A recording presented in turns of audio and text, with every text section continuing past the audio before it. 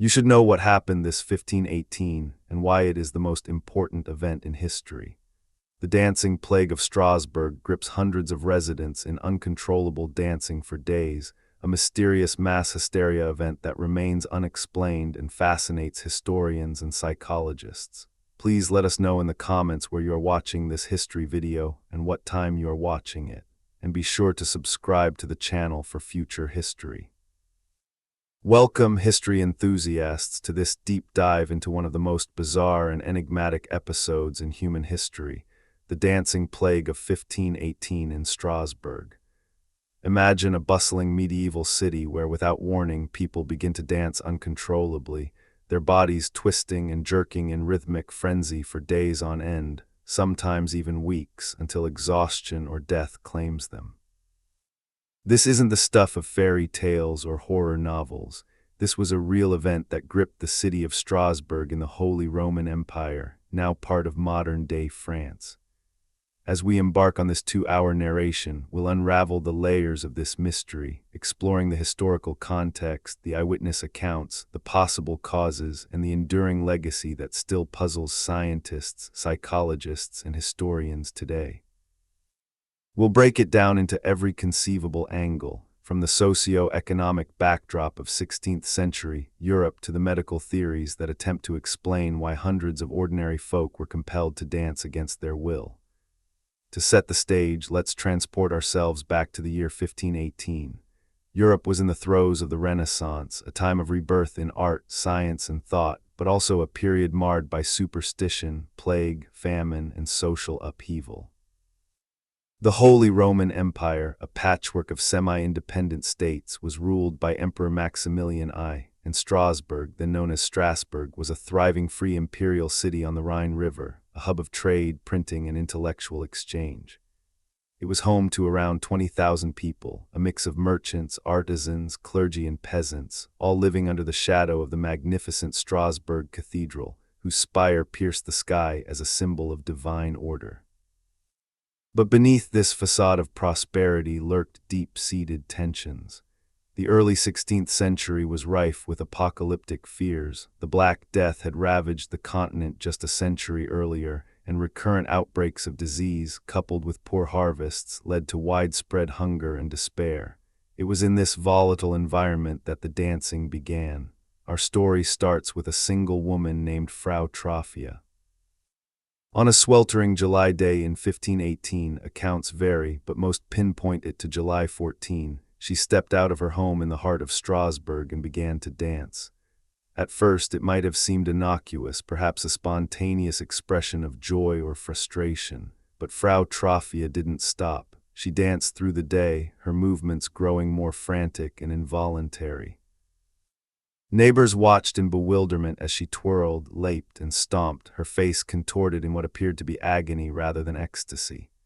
By evening, she was still at it, her feet bleeding from the relentless motion. Her husband tried to intervene, pleading with her to rest, but she couldn't or wouldn't halt. This was no ordinary dance. It was as if an invisible force had taken hold of her body.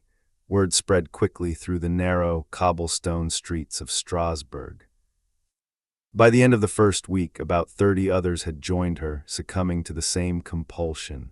They danced in the marketplaces, in the shadow of the cathedral, and along the riverbanks. The city council, comprised of guild masters and patricians, was alarmed.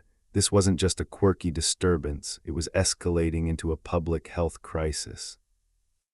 Chroniclers of the time, including the city's own records and accounts from physicians like Paracelsus, who visited later, described scenes of chaos, dancers foaming at the mouth, screaming in pain, their limbs flailing wildly. Some collapsed from heart attacks or strokes, others danced until their feet were raw and broken. The air filled with the sounds of music, music. Yes, in a bizarre twist, the authorities initially thought that encouraging the dancing with hired musicians might help dance it out of the afflicted, a remedy rooted in medieval medical beliefs. As we delve deeper, let's consider the broader historical context that made such an event possible. The year 1518 was not isolated. It came on the heels of Martin Luther's 95 Theses in 1517, which ignited the Protestant Reformation. Religious fervor was at a fever pitch, with debates over indulgences, papal authority, and salvation dividing communities. In Strasbourg, a hotbed of reformist ideas, preachers like jailer von Kaysersberg had long warned of divine punishment for societal sins.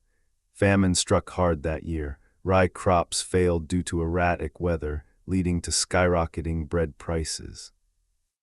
Ergotism, a poisoning from fungus-infested rye, was common, causing hallucinations and convulsions, symptoms eerily similar to the dancing plague.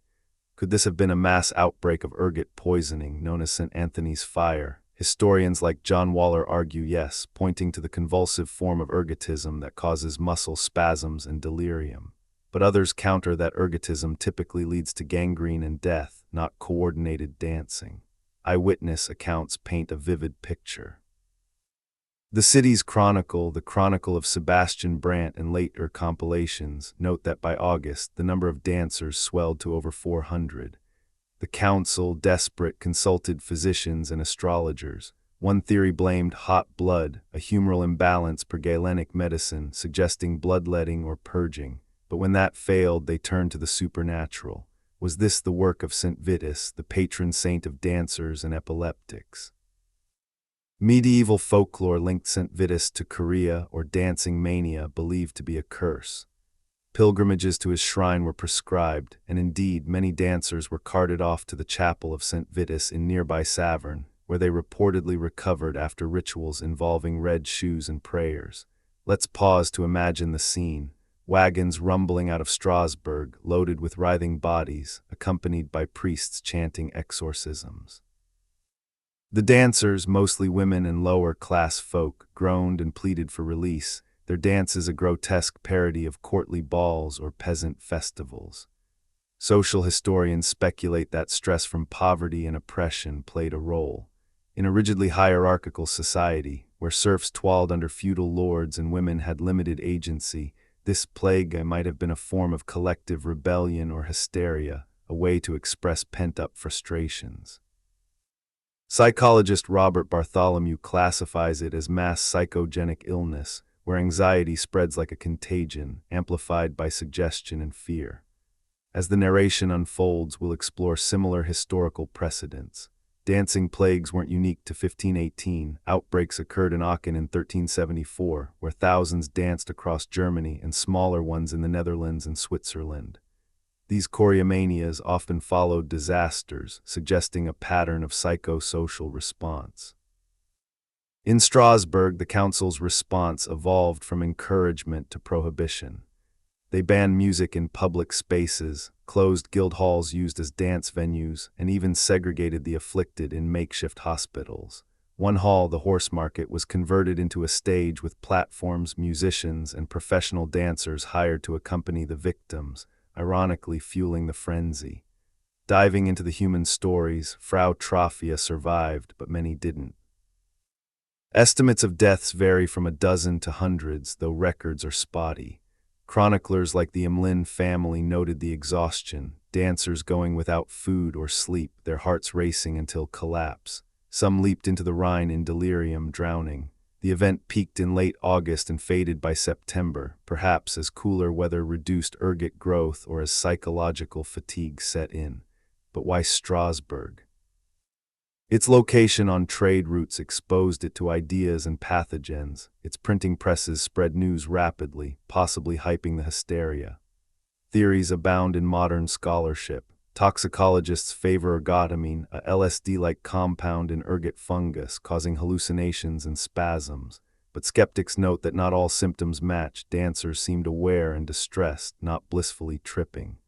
Nutritional deficiencies, like from famine, could exacerbate neurological issues.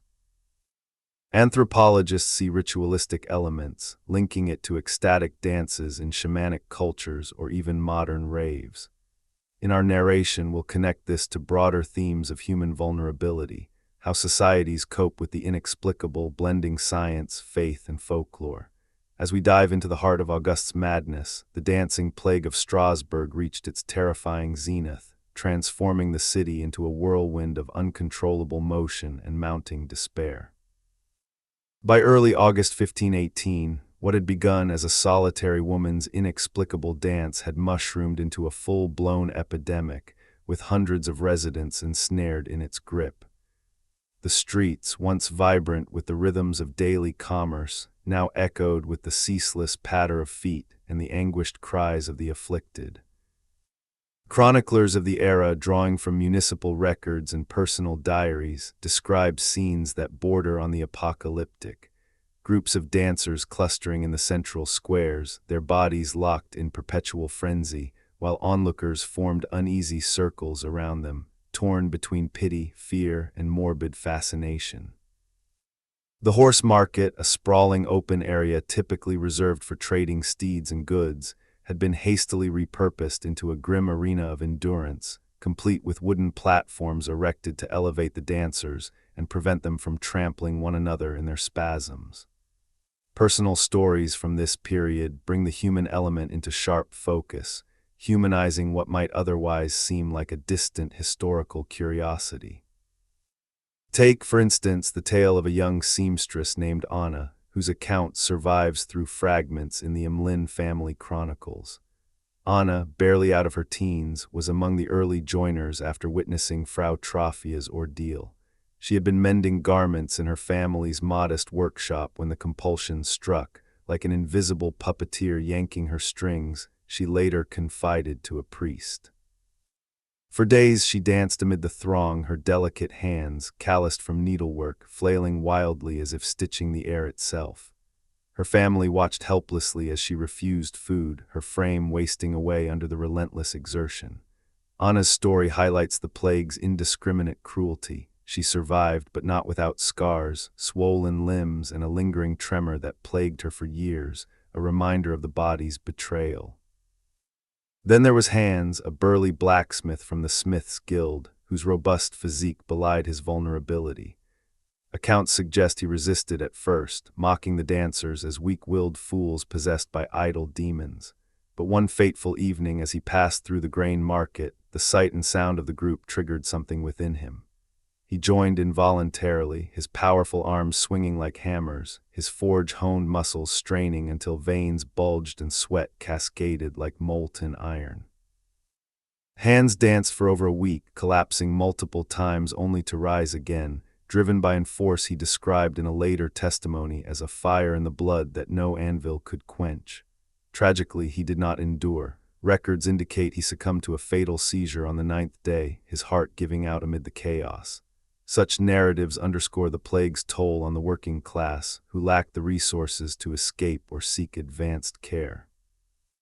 The council's escalating desperation during this peak phase reveals much about governance in the Renaissance era. Composed of patricians like the influential Sturm family, the council met daily in the rat house, their deliberations fraught with tension. Initial optimism about the music therapy had evaporated. Instead of abating, the addition of musicians, playing upbeat tunes on viols, fifes, and tambourines, seemed to inflame the dancers, drawing them into even wilder gyrations. One council minute from August 5th notes, "The melodies intended for cure have become fuel for the fire. The afflicted multiply like locusts under the harvest moon." In response, they pivoted sharply, prohibiting all public music and dancing, imposing fines on anyone caught encouraging the behavior. Guild halls were shuttered, markets curtailed, and night curfews enforced to contain the spread. Yet enforcement proved challenging. Guards, themselves unnerved, hesitated to intervene, fearing the plague's contagion, whether physical or spiritual. Medical consultations intensified, with physicians from neighboring Basel and Freiburg summoned for expertise. These learned men, clad in their scholarly robes, examined the dancers amid the fray, probing pulses and observing symptoms. Theories clashed, some clung to humoral imbalances, advocating bloodletting sessions where leeches were applied to the dancers' necks and arms, drawing forth corrupted blood in hopes of cooling the frenzy. Others proposed purgatives, harsh concoctions of herbs like senna and rhubarb to expel toxins from the gut. But these interventions yielded mixed results. A few dancers calmed temporarily, only to relapse, while others worsened, their weakened bodies unable to withstand the additional strain. Astrological charts were consulted obsessively, with alignments of Jupiter and Venus blamed for amplifying earthly madness. One astrologer, Johannes Verdung, predicted the plague's end with the passing of a comet, tying celestial events to terrestrial woes.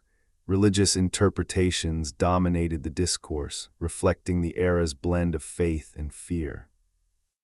Clergy from the cathedral, led by figures like the reformer Wolfgang Capito, who would later align with Luther, preached that the dancing was a manifestation of divine displeasure, punishment for Strasbourg's sins, from usury among merchants to lax observance of fast days. Exorcisms became commonplace. Priests sprinkled holy water on the dancers, reciting incantations to banish demons. Some afflicted were bound to chairs during these rituals, their bodies convulsing against restraints as Latin words filled the air. The cult of St. Vitus gained prominence with his iconography, depicting him as a youthful martyr calming beasts plastered on walls and carried in processions. Pilgrims from afar began arriving, not to dance but to witness and pray, inadvertently swelling the crowds and heightening the hysteria. Social historians today analyze this phase through the lens of class and gender dynamics. The majority of dancers were women and lower-status individuals, groups marginalized in a patriarchal, feudal society. Women, confined to domestic roles with little autonomy, may have found the dance a cathartic release for suppressed emotions, grief from lost children, abuse from spouses, or the drudgery of endless toil. Men like Hans represented the laboring backbone, their bodies commodified in guilds, now rebelling in grotesque freedom. The plague disrupted the social order, forcing the elite to confront the underclass's suffering. Rumors of rebellion simmered. Some dancers were overheard muttering against high taxes and enclosures that displaced peasants from common lands. This foreshadowed the Peasants' War of 1525, where similar grievances erupted into violence. Economic repercussions rippled through Strasbourg. Trade along the Rhine stalled as merchants avoided the city, fearing the dancing sickness might be infectious. Grain supplies dwindled further, exacerbating famine. Bakers' ovens stood idle as workers joined the dance or fled. The council allocated funds from the city treasury, equivalent to thousands of guilders, for relief, including food distributions and payments to musicians before the ban. Yet corruption crept in. Some officials skimmed resources, leading to internal accusations documented in council ledgers. As August wore on, the physical toll mounted. Dancers' feet turned to pulp, bones fracturing from repeated impacts. Some leaped into the ill river canals in delirium, drowning in shallow waters. Others suffered hallucinations, claiming to see saints or devils urging them onward. Medical logs describe dehydration, cardiac failures, and strokes, symptoms modern experts attribute to extreme exertion. Estimates of fatalities vary. Conservative accounts suggest dozens, while sensational ones claim hundreds. Bodies were interred hastily in churchyards, with masses said en masse to appease restless souls. Psychological mechanisms during this peak offer fertile ground for analysis. Mass suggestion played a key role. Observing the dance triggered mirror neuron responses, compelling imitation in susceptible individuals. Stress from famine and disease lowered psychological barriers, making the population ripe for contagion. Anthropologists draw parallels to ecstatic rituals in indigenous cultures, where trance dancing induces altered states for healing or communion. In Strasbourg, however, it was involuntary, a dark inversion of communal celebration. Cultural echoes from this period persist. The event inspired woodcuts and pamphlets circulated via Gutenberg's legacy presses, depicting dancers in exaggerated poses, arms akimbo, faces twisted in ecstasy or agony. These images influenced later artists like Pieter Bruegel the Elder, whose peasant scenes capture similar rustic abandon. Literature, too, absorbed the motif. Tales of cursed dances appear in folklore collections, prefiguring fairy tales like the 12 Dancing Princesses or Hans Christian Andersen's The Red Shoes. Deeper theories emerge when we scrutinize environmental factors. Ergotism remains a leading hypothesis. The fungus Claviceps purpurea, thriving on damp rye in the wet summer of 1518, produced alkaloids akin to LSD. Ingestion via contaminated bread could cause convulsions, hallucinations, and vasoconstriction, matching many symptoms. Historical weather records confirm heavy rains, ideal for ergot growth, yet critics argue ergotism typically presents as individual cases, not mass outbreaks. Psychological amplification via rumor and fear likely bridged the gap. Alternative explanations include nutritional deficiencies, scurvy, or pellagra from poor diets, exacerbating neurological issues. Toxicologists speculate on other contaminants, like mercury from alchemical practices seeping into water supplies. Neurologists propose encephalitis lethargica, a viral infection causing movement disorders, though evidence is scant.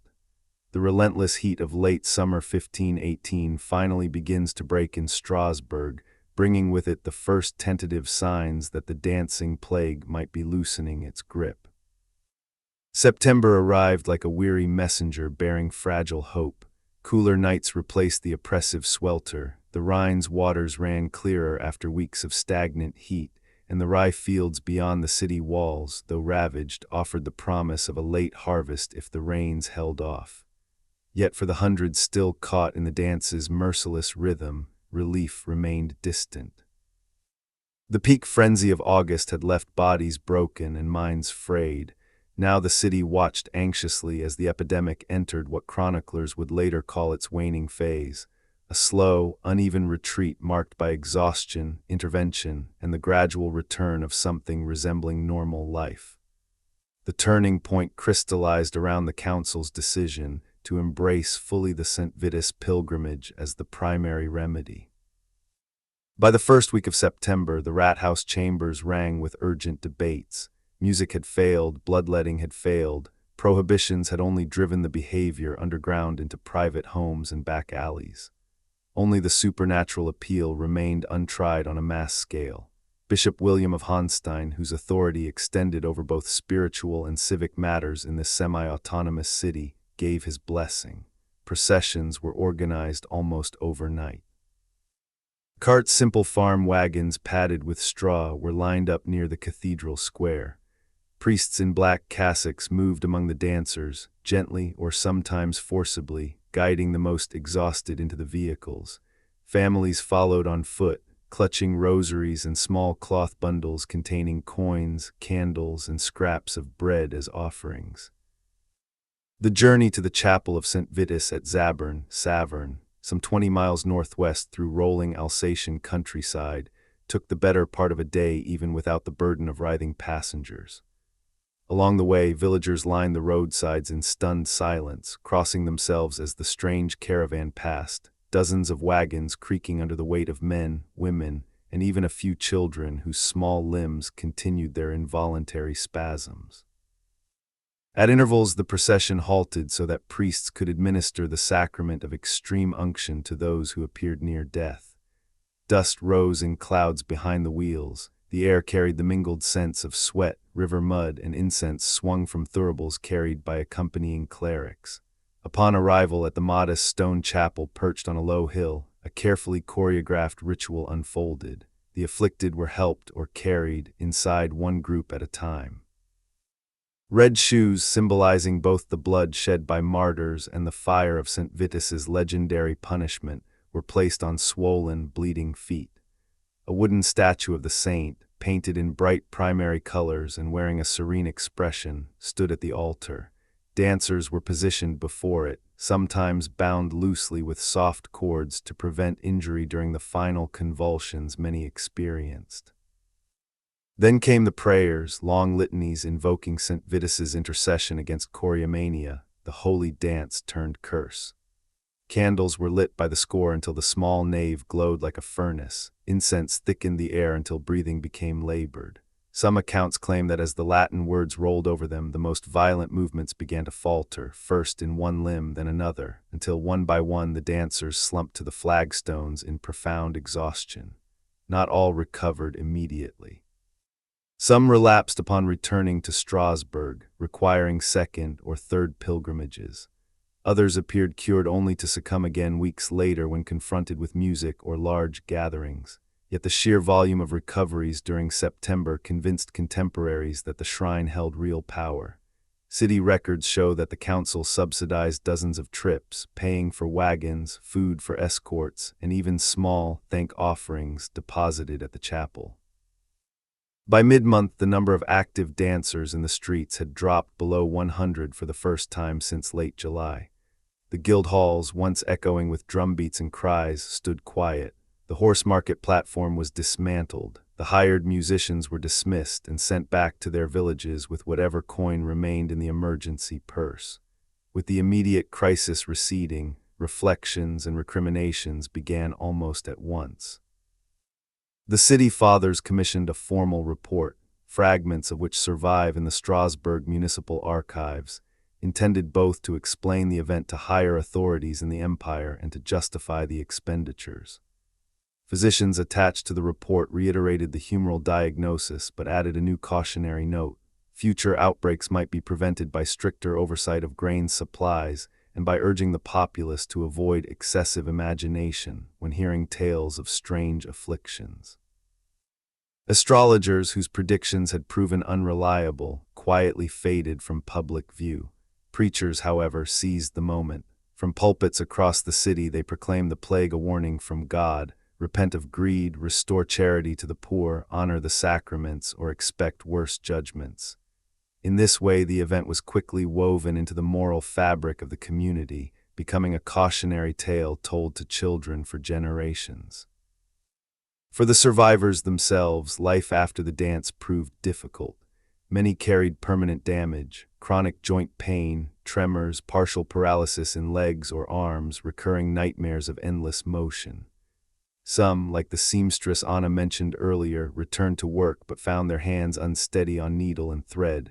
Others, like surviving members of the Smiths Guild, struggled to swing hammers with former strength. Social stigma clung to them. Neighbors whispered that they had been touched by St. Vitus, or worse, marked by the devil. A few families quietly relocated to surrounding villages, hoping distance would erase memory. Yet others found unexpected solidarity. Small support networks formed among former dancers, meeting in churchyards or taverns to share stories and prayers. These informal gatherings may represent one of the earliest documented instances of trauma support groups in European history. Economically, the city took months to recover. Rhine trade, disrupted for nearly 2 months, resumed only gradually as merchants from Basel, Speyer, and Cologne regained confidence that the dancing sickness would not return. Grain prices, already astronomical, remained elevated through the following winter, forcing the council to distribute emergency stores from municipal granaries. Tax records show a sharp dip in revenue for 1518-1519, followed by a compensatory surcharge levied the next year. Always a risky move in a city where memories of hardship lingered. The printing shops, usually busy with broadsheets and pamphlets, produced fewer titles during the crisis. When production resumed, several small tracts appeared bearing titles such as A True Account of the Wondrous Dancing That Befell Strasbourg, or Warning to All Christians, The Dance of Death Made Manifest. These cheaply printed sheets, illustrated with crude woodcuts of contorted figures, circulated widely beyond Alsace, helping to cement 1518 as a notorious date in the European imagination. Culturally, the aftermath proved surprisingly generative. The motif of uncontrollable dance seeped into sermons, morality plays, and folk ballads. Minstrels composed cautionary songs warning against the devil's measure, while woodcarvers added dancing figures to choir stalls and misericords as reminders of human frailty. In the decades that followed, when plague or famine struck again, older residents would invoke 1518 as proof that God could afflict the body in mysterious ways when the soul strayed. The story also traveled along trade routes, reaching chroniclers in Zurich, Augsburg, and even distant Antwerp, where it was recorded in city annals as a parallel to their own outbreaks of mass behavior. From our vantage point centuries later, the resolution phase illuminates several enduring patterns in the history of mass psychogenic illness. First, removal from the triggering environment, whether through physical distance to Savern or through the psychological ritual of pilgrimage, often proved decisive. Second, the placebo-like power of widely believed religious remedies should not be underestimated. Faith in St. Vitus functioned as a powerful suggestion that the dance could end. Third, the tapering followed a classic curve seen in many collective hysterias: rapid onset during maximum stress, a plateau of maximum intensity, then a gradual decline as exhaustion, intervention, and shifting social attention took their toll. Medical historians continue to debate whether September's cooling weather played a biochemical role. If ergot poisoning contributed, the first autumn frosts would have halted fungal growth on standing rye, reducing new toxin exposure. If nutritional stress or sleep deprivation were central factors, the slightly improved food availability after the late harvest would have begun restoring depleted reserves. Psychologically, the visible success of the pilgrimages likely broke the feedback loop of fear and imitation. Once large numbers of people returned apparently cured, the collective expectation of inevitable affliction weakened. By late September, the streets of Strasbourg looked almost ordinary again. Market stalls reopened, apprentices returned to workshops, children played in the cathedral square without fear of stepping among writhing bodies, yet the memory remained raw. When winter arrived, bringing its own hardships of cold and shortened days, people spoke of the dancing plague in hushed tones, as though mentioning it aloud might summon its return. The event had exposed the fragility beneath the surface of medieval urban life, the way hunger, faith, suggestion, and physiology could combine to produce something that felt supernatural yet arose from painfully human conditions. We shift our gaze from the immediate aftermath in Strasbourg to the remarkably long and winding shadow that the 1518 dancing plague has cast across more than 5 centuries of Western thought, literature, science, medicine, and popular imagination. What started as a localized civic emergency in one Rhineland city did not vanish when the last pilgrim returned from Savern. Instead, it embedded itself in European cultural memory like a persistent splinter, resurfacing repeatedly whenever societies confronted similar mysteries of collective behavior, unexplained physical symptoms, or the thin line between mind and body. The earliest retellings appeared almost immediately.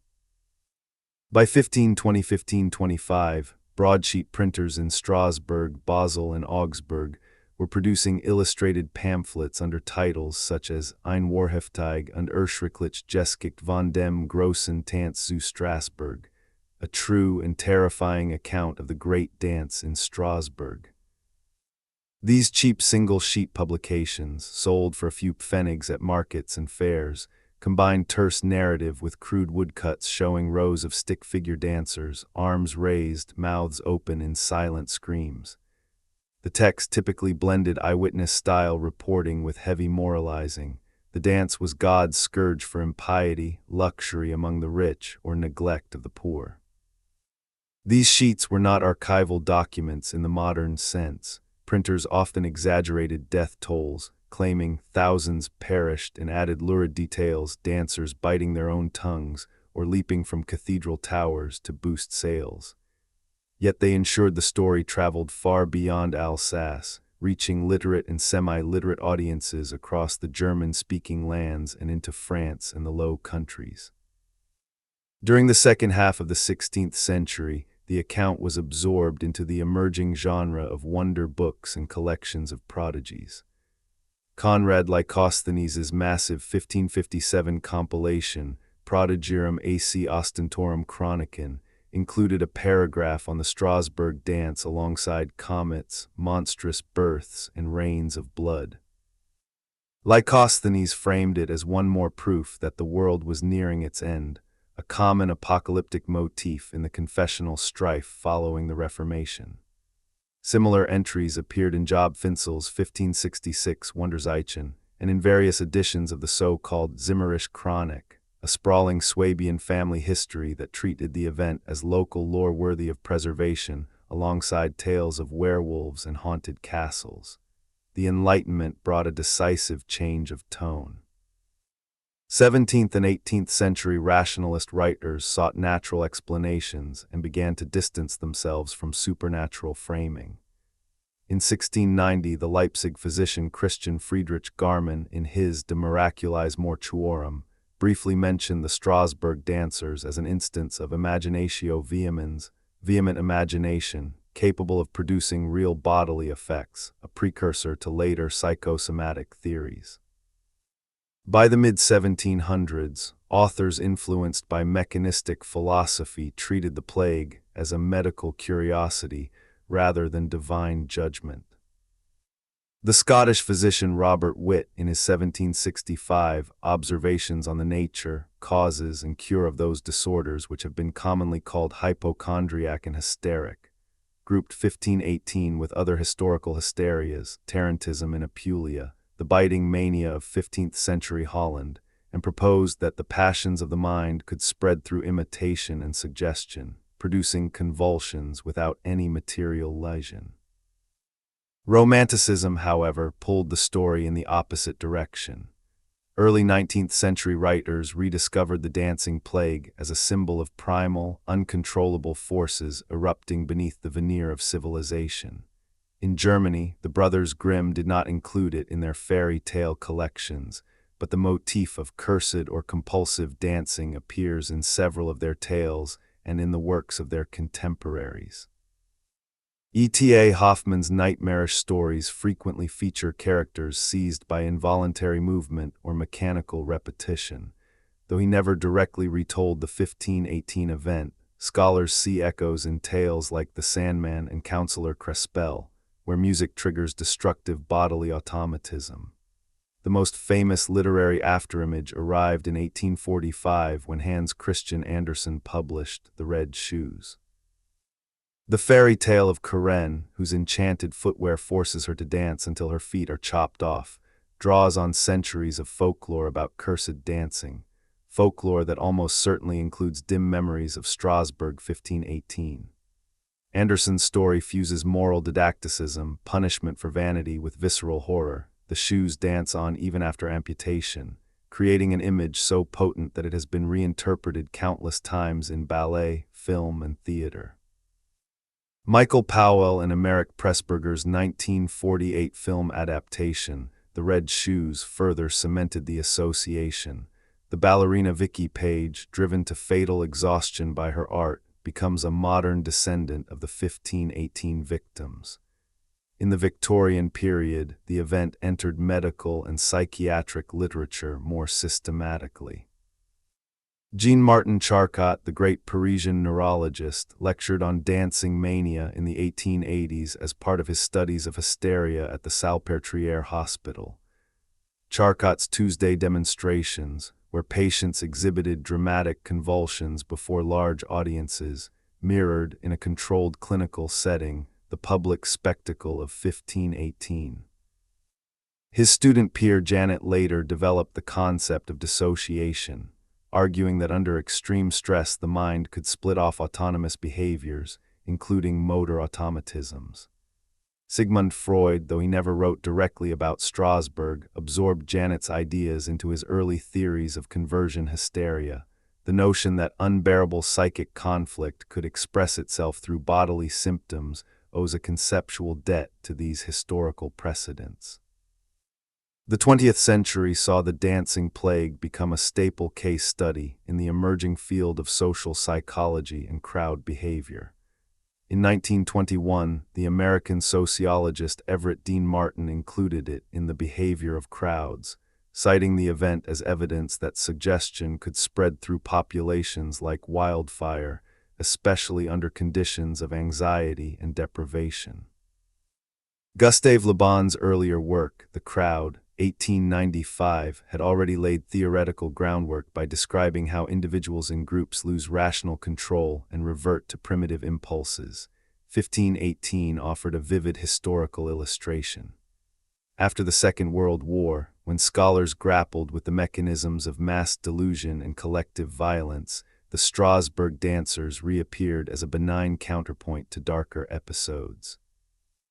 In 1947, the British physician Justus Hecker's 1832 book, The Epidemics of the Middle Ages, was reissued with new commentary. Hecker had been the first modern author to compile a comprehensive history of choreomania, and his romanticized narrative, dancers forming circles, holding hands, moving in trance-like unison, shaped popular perception for generations. Yet post-war researchers began to question Hecker's reliability. Many of his sources were second or third hand, and his death counts were almost certainly inflated for dramatic effect. The real turning point in serious scholarship came in 2008-2009 with the publication of John C. Waller's A Time to Dance, A Time to Die, The Extraordinary Story of the Dancing Plague of 1518. Waller, a historian of medicine at Michigan State University, combined meticulous archival work in Strasbourg with medical, anthropological, and psychological analysis. He argued forcefully for a multifactorial explanation. Ergot poisoning from contaminated rye supplied the physiological trigger. Convulsive ergotism produces spasms, hallucinations, and a sensation of heat in the extremities, while extreme psychosocial stress, famine, disease, apocalyptic preaching created a population primed for mass suggestion. Waller's book remains the standard modern reference. It stripped away centuries of exaggeration while preserving the event's genuine strangeness. Since Waller's work, research has branched in several directions. Toxicologists have re-examined ergot alkaloids. While convulsive ergotism is well documented, skeptics note that full-blown epidemics usually produce gangrenous rather than purely neurological symptoms. Cultural anthropologists have explored parallels with spirit possession rituals in Africa, the Caribbean, and Southeast Asia, where trance dancing serves cathartic or communicative functions. Neuroscientists have pointed to the role of the basal ganglia and mirror neuron systems in imitative behavior. Under stress, these circuits can become hyperactive, leading to contagious movement disorders. Popular culture has kept the story alive in unexpected ways. In 2015, the indie band The Dancing Plague took its name directly from the event. Video games such as Darkest Dungeon and Bloodborne feature madness-inducing dances and frenzied mobs inspired, however loosely, by choreomania. Documentaries on channels like BBC4 and YouTube channels devoted to weird history routinely feature 1518 as a top-tier historical oddity. Even fashion and performance art occasionally reference it. Runway shows with models in mechanical, repetitive choreography or installations where participants are invited to dance until they can't. The 21st century has also seen renewed interest in the context of 21st century mass psychogenic illnesses.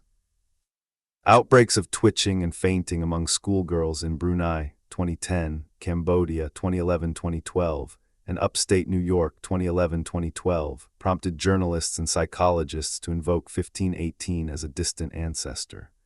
During the COVID-19 pandemic, some commentators drew parallels between historical dancing manias and the rapid global spread of anxiety-driven behaviors, though such comparisons remain speculative and controversial. What makes 1518 endure is its refusal to be neatly explained. Every era reinterprets it through its own lens: divine punishment for the medieval mind, humoral imbalance for the Renaissance physician, hysterical contagion for the Enlightenment, primal eruption for the romantic, conversion symptom for the psychoanalyst, crowd delusion for the sociologist, ergot poisoning plus stress for the modern medical historian. Each reading captures part of the truth yet leaves something essential unexplained. The sheer alien quality of hundreds of ordinary people compelled, against every instinct of self-preservation, to dance themselves toward collapse or death. As this part draws toward its end, we have traced the long arc of memory, from cheap broadsheets hawked at fairs to scholarly monographs, from moral fables to case studies in abnormal psychology, from fairy tale motifs to 21st century podcasts. The event has proven remarkably plastic, able to bear the weight of whatever questions a given age most urgently asks about the mind, the body, society, and the forces that can suddenly make ordinary life surreal. We turn our attention to the broader family of historical phenomena to which the Strasbourg dancing plague belongs.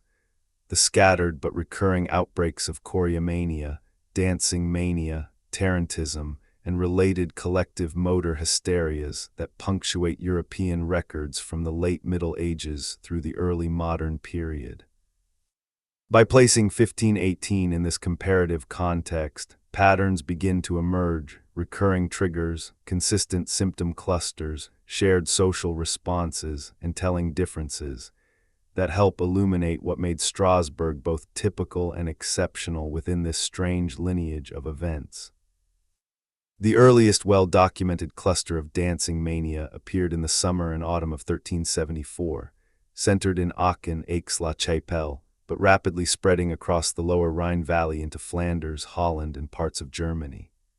Contemporary chroniclers, most notably the Cologne canon Tilemann Elhin von Wolfhagen in his Limburg Chronicle, described men and women suddenly seized by an irresistible urge to dance in public squares, marketplaces, and even churchyards. They formed circles, held hands, shouted the names of saints, leaped into the air, and sometimes ran great distances as though fleeing invisible pursuers. The movements were violent and convulsive rather than graceful. Participants foamed at the mouth, tore their clothing, and cried out in pain or ecstasy. Outbreaks lasted days or weeks for individuals, and the regional wave persisted for months. By winter, the phenomenon had largely subsided, though isolated recurrences were noted into 1375. Several features link 1374 directly to 1518. Both erupted in the Rhineland corridor, a major medieval trade and pilgrimage artery where ideas, rumors, and pathogens traveled quickly. Both followed periods of acute social stress. The 1374 outbreak came in the wake of the Second Great Wave of the Black Death, 1360–1363, recurrent famines, and the economic dislocations caused by the Hundred Years' War. Similarly, 1518 followed crop failures, inflation, and the psychological pressure of an impending apocalyptic mood stoked by reformist preaching. In both cases, the majority of participants were drawn from the lower social strata, artisans, servants, peasants, and especially women, while the urban elite responded with a mixture of alarm, medical theorizing, and religious ritual. Treatment approaches also overlapped strikingly. In 1374, municipal authorities in Aachen, Utrecht, and Liege hired musicians and constructed wooden stages in the belief that sustained dancing would sweat out the affliction, a direct precursor to Strasbourg's ill-fated music therapy 84 years later. When music failed, pilgrims were dispatched to the shrine of St. John the Baptist in Liege and to St. Vitus chapels in the Rhineland and Alsace. Red shoes, holy water, and incense featured prominently, just as they would in 1518. Chroniclers reported dramatic cures at these shrines, though modern historians suspect selection bias. Only those strong enough to survive the journey were transported, and many recoveries may have resulted from simple removal from the epidemic environment plus profound exhaustion. Smaller but structurally similar episodes punctuate the intervening decades. In 1418, a dancing outbreak struck the German town of Cologne. In 1448, another appeared in Apulia, southern Italy, though this one blended with the quite different tradition of tarantism. In 1518 itself, chroniclers noted that some Strasbourg residents remembered earlier, lesser outbreaks in nearby villages during the 1490s and early 1500s, suggesting that choreomania may have simmered at low levels in the region for generations, flaring dramatically only when social and environmental conditions aligned. Tarantism, the Italian counterpart, deserves extended comparison because it represents the most thoroughly ritualized form of dancing compulsion in early modern Europe. Concentrated in Puglia, Apulia, from at least the 15th through the 18th centuries, tarantism was understood locally as the consequence of a bite from the Lycosa tarantula spider, actually a harmless wolf spider. Victims, predominantly women of the peasant class, fell into a state of melancholy, stupor, or agitation that could be relieved only by prolonged, vigorous dancing to specific tarantella melodies played on tambourines, violins, and guitars. Sessions often lasted hours or days. Musicians were hired by families, and the dance took place in domestic courtyards or public spaces. Anthropologists such as Ernesto de Martino, in his classic 1961 study, The Land of Remorse, interpreted tarantism as a culturally sanctioned outlet for psychological and social distress, marital conflict, sexual repression, economic hardship, or the trauma of living in a rigidly patriarchal society. The spider bite served as an acceptable, organic explanation in a world that stigmatized purely mental suffering. Key parallels with Strasbourg are clear: involuntary movement relieved temporarily by more movement, strong gender skew toward women, music as both symptom amplifier and therapeutic tool, and resolution often linked to ritual performance rather than medical intervention. Yet differences are equally telling. Tarantism was seasonal, peaking in midsummer, geographically stable, centered in Puglia's tarantula habitat, and socially integrated. Families viewed it as a recurring illness that could be managed rather than a terrifying novelty. Strasbourg 1518, by contrast, was a sudden, explosive epidemic that overwhelmed civic institutions and inspired apocalyptic interpretations. Tarantism persisted for centuries as a folk institution. The Strasbourg plague flared once at catastrophic scale and then vanished from local records. Smaller choriomanias continued to appear sporadically into the 17th century. In 1538, a group of nuns in a convent near Cambrai in modern northern France began dancing uncontrollably, claiming possession by demons. The outbreak was quelled by exorcism. In 1599, villagers near Bern, Switzerland, danced in fields for days after a severe hailstorm destroyed crops. These episodes were typically short-lived, involved fewer participants, and were quickly medicalized or clericalized, suggesting that by the late Renaissance the cultural script for dancing mania was well established, allowing communities to recognize and contain it more rapidly than in 1374 or 1518. What unifying factors emerge across these outbreaks? Preceding stress cluster, almost every documented episode followed a combination of famine, epidemic disease, war displacement, or extreme weather events. Chronic malnutrition, especially vitamin B deficiencies and ergot-contaminated grain, appear repeatedly as probable physiological co-factors. High suggestibility environment outbreaks occurred in close-knit communities where rumor traveled quickly: medieval towns, convents, pilgrimage routes. Once a single person began dancing, observation and imitation could spread the behavior in hours or days. Gender and class skew, women and lower status individuals predominated. Historians interpret this as evidence of structural oppression. Those with least control over their lives found, or were compelled to express, distress through the one medium, public bodily movement, that momentarily escaped social regulation. Music as double-edged sword. Authorities almost universally prescribed rhythmic sound as therapy, yet it frequently intensified symptoms. This paradox suggests that auditory-motor coupling, the brain's tendency to synchronize movement with beat, can become pathological under stress. Religious framing and resolution, St. Vitus, St. John, or local saints provided explanatory and curative frameworks. Pilgrimage, exorcism, and votive offerings routinely cured at least some participants, likely through a combination of expectation, ritual catharsis, and removal from the epidemic setting. Self-limiting course, no outbreak lasted more than a few months at epidemic scale. fatigue, mortality, intervention, seasonal change, and shifting social attention combine to extinguish the phenomenon. These patterns allow us to place Strasbourg 1518 at the extreme end of a spectrum, rather than as an isolated freak event.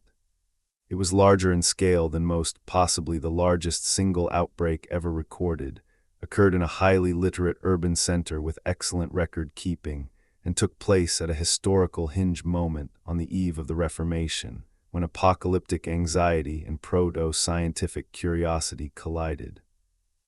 Smaller choriomanias before and after it suggest that the underlying capacity for mass motor hysteria was latent in European populations for at least 3 centuries, flaring dramatically only when multiple stressors aligned.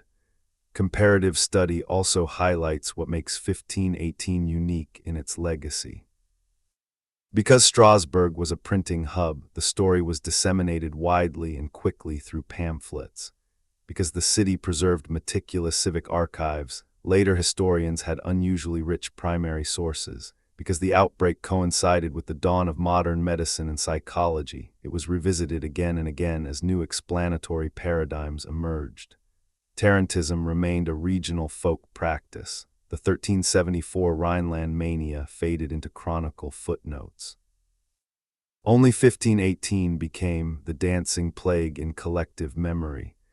As we close this comparative lens, one final reflection emerges.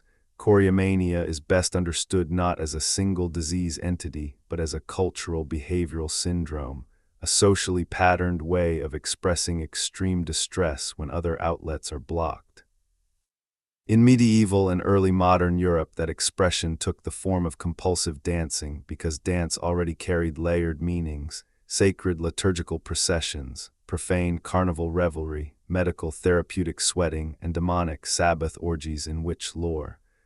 When stress overwhelmed individuals and communities, the dancing body became the screen onto which terror, guilt, hope, and rebellion were projected.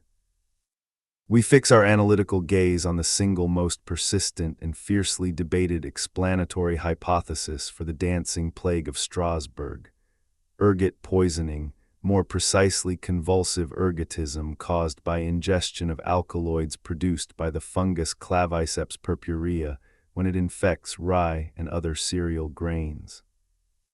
For more than a century, this theory has dominated both popular accounts and a significant portion of academic discussion. It offers an apparently clean, materialist solution to an otherwise baffling psychophysical mystery. Yet when subjected to close scrutiny, archival, epidemiological, mycological, toxicological, and clinical, the ergot hypothesis reveals both compelling strengths and persistent, perhaps fatal, weaknesses. What follows is a thorough, balanced dissection of the evidence for and against, drawing on primary sources, modern mycological understanding, and comparative case studies.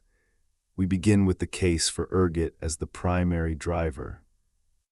Ergot is a parasitic fungus that replaces individual grains in the seed head of rye, and occasionally wheat, barley, or wild grasses, with hard, dark sclerotia, commonly called ergots, that contain a cocktail of indole alkaloids, the most pharmacologically active being ergotamine, ergometrine, ergocristine, and their derivatives. Under cool, damp conditions during flowering and early grain development, Claviceps purpurea thrives. Sclerotia mature by harvest time and, if not removed during thrashing and milling, enter the human food chain. When ingested in sufficient quantity, these alkaloids produce 2 distinct clinical syndromes: gangrenous ergotism, vasoconstriction leading to dry gangrene of extremities, and convulsive ergotism, neurological effects including tremors, spasms, hallucinations, formication, and mania-like states. Convulsive ergotism is the form most often invoked for 1518. Symptoms include painful muscle contractions, twisting movements of the limbs described in medieval texts as St. Anthony's dance or St. Vitus dance. a sensation of burning or crawling under the skin, visual and auditory hallucinations, confusion, agitation, and in severe cases seizures, psychosis, and death from cardiac or respiratory failure. These features overlap substantially with eyewitness descriptions preserved in Strasbourg's municipal chronicles and the Emlyn family annals. Dancers convulsed in every limb, leaped as though tormented by fire, screamed that ants crawled beneath their skin, foamed at the mouth, and collapsed from hearts bursting with the strain. Several chroniclers explicitly link the outbreak to bad rye bread, a detail that gains weight when we consider weather records for 1516–1518.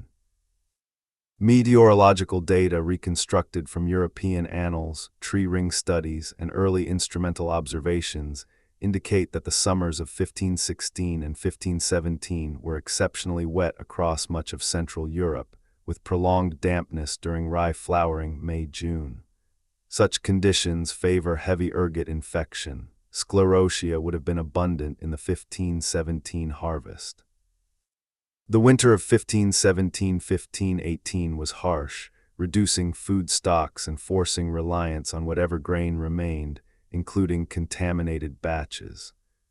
By spring and early summer 1518, famine prices had driven even middling households to consume lower-quality rye flour that wealthier citizens could avoid. Ergot sclerotia, being darker and harder than normal grains, are not easily removed without modern sorting machinery. Medieval mills often ground them along with the sound grain. The resulting bread, dark, bitter, sometimes purplish, would have delivered repeated doses of alkaloids over weeks. Toxicological profiles reinforce the fit. Ergotamine and related compounds act as partial agonists at serotonin, 5-HT receptors, particularly 5-HT2 subtypes, producing vasoconstriction and central nervous system excitation. At moderate doses, they cause tremors and myoclonus. At higher or sustained doses, they trigger prolonged muscle spasms and hallucinatory states reminiscent of LSD, which is chemically derived from lysergic acid amide, another ergot alkaloid. Convulsive ergotism epidemics historically clustered in rye-dependent regions during wet years. Examples include the 994 outbreak in Aquitaine, the 1128–1129 epidemic in Paris, and multiple episodes in Germany and Scandinavia between 1200 and 1600. The 1518 outbreak's geographic confinement to Strasbourg and immediate environs, its seasonal timing, peak in the hottest, most active summer months, and its rapid decline in September, when fresh grain from the late harvest presumably diluted contaminated stocks, align neatly with ergot epidemiology. Proponents, most influentially John C. Waller in his 2008 book, but also earlier writers such as Mary Kilbourne Matossian, 1989, point to additional circumstantial evidence. Strasbourg's position as a major rye trading hub on the Rhine increased the likelihood of contaminated shipments from upstream Alsatian and Swabian fields. The predominance of lower-class victims matches the social distribution of ergotism. The poor ate more rye bread and had less access to wheat, barley, or meat to dilute toxin exposure. The apparent contagiousness of the dance could be explained by simultaneous or staggered intoxication within households and neighborhoods sharing the same bakery or mill. Even the therapeutic failure of music might reflect heightened sensory sensitivity caused by ergot-induced serotonin dysregulation. Yet when we press harder, significant cracks appear in the ergot edifice. First and most critically, the clinical picture does not match perfectly. Gangrenous ergotism, the more common and better documented form, produces ischemia, burning pain, blackened limbs, and auto-amputation. It is conspicuously absent from 1518 accounts. No chronicler mentions gangrene, finger or toe loss, or even significant peripheral cyanosis. Convulsive ergotism, while real, is rarer and usually occurs in children or in massive, acute exposures, as in the 1951 Pont Saint-Esprit outbreak in France, where hundreds suffered hallucinations and spasms after eating contaminated bread, but many also developed gangrene. In most historical epidemics labeled St. Anthony's Fire, gangrene predominated. Purely convulsive cases without vascular damage are the exception. Second, ergotism is typically an acute or subacute intoxication, not a sustained behavioral compulsion lasting days to weeks without lethal outcome in most cases. Chronic low-level exposure might produce intermittent symptoms, but the Strasbourg dancers exhibited a highly stereotyped, socially synchronized motor behavior, prolonged rhythmic dancing in public spaces. That is difficult to reconcile with the disorganized spasms, delirium, and collapse more typical of severe ergot poisoning.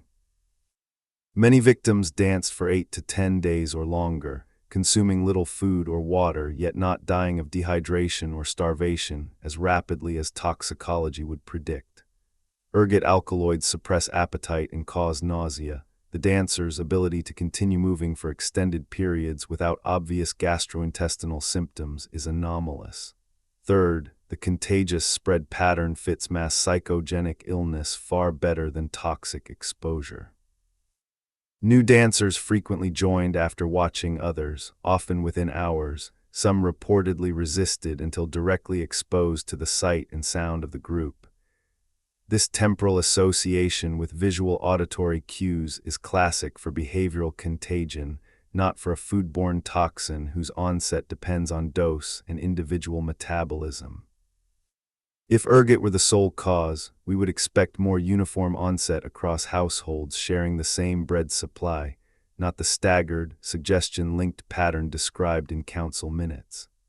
Fourth, modern mycologists and pharmacologists note that convulsive ergotism usually requires unusually high alkaloid concentrations, levels rarely achieved in naturally contaminated grain unless sclerotia constitute a large percentage of the flour.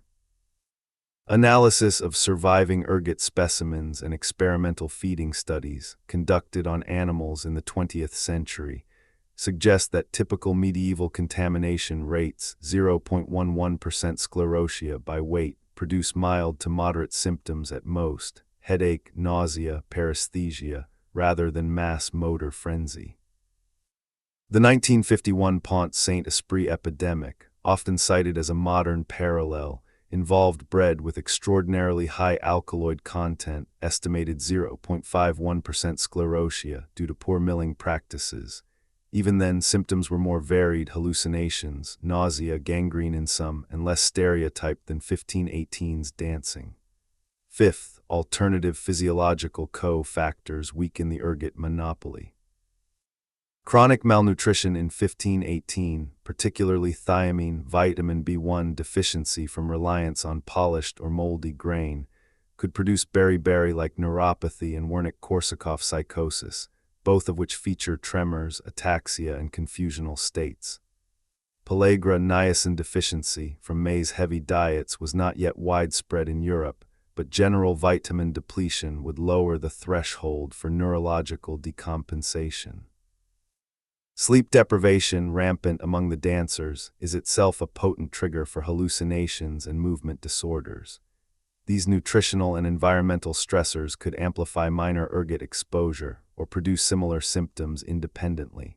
Finally, the resolution phase challenges ergot primacy. Many victims reportedly recovered rapidly after pilgrimage to St. Vitus's shrine, sometimes within hours of ritual, without any plausible detoxification mechanism. If alkaloids had accumulated to toxic levels, recovery would require hepatic and renal clearance over days, not dramatic cessation following prayer and red shoes. Placebo response, expectation, and removal from the triggering social environment offer a more parsimonious explanation for the abrupt terminations. Where does this leave us? A balanced synthesis might run as follows. Ergot poisoning was likely present in Strasbourg in the summer of 1518, contributing physiological priming through low to moderate alkaloid exposure that caused paresthesia, restlessness, tremors, and heightened suggestibility. But the full-blown epidemic, the explosive spread, the stereotyped public dancing, the prolonged endurance, the rapid cures via ritual, was almost certainly driven by mass psychogenic mechanisms operating on a physiologically stressed population. Ergot supplied a spark and perhaps a somatic anchor, the sensation of fire in the limbs or crawling skin, collective anxiety, imitation, cultural expectation. The pre-existing script of St. Vitus dance and social reinforcement fanned it into a conflagration. This hybrid model, toxic priming plus psychosocial amplification, has gained traction in recent scholarship.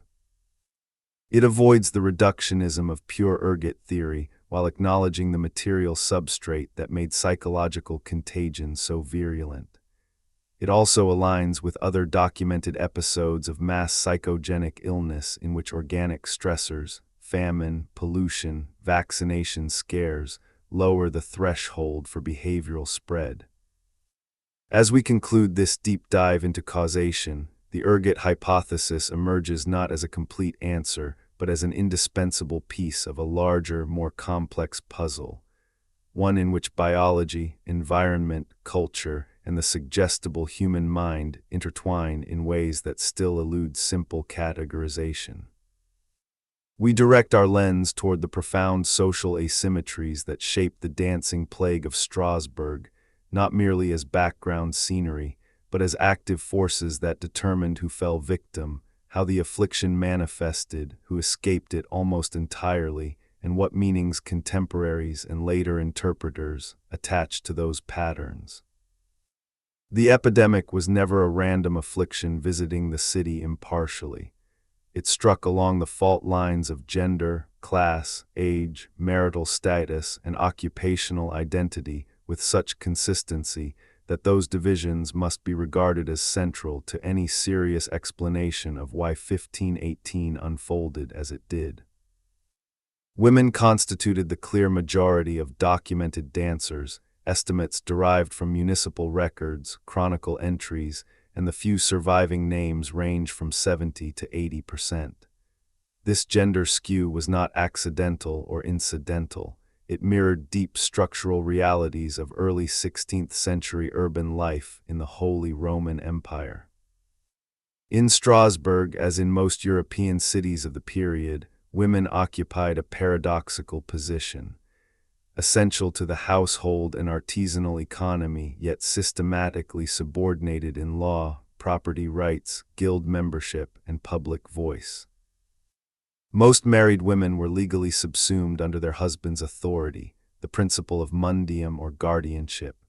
Unmarried women and widows faced precarious economic independence, often confined to low-wage textile work, domestic service, laundering, brewing, or street vending.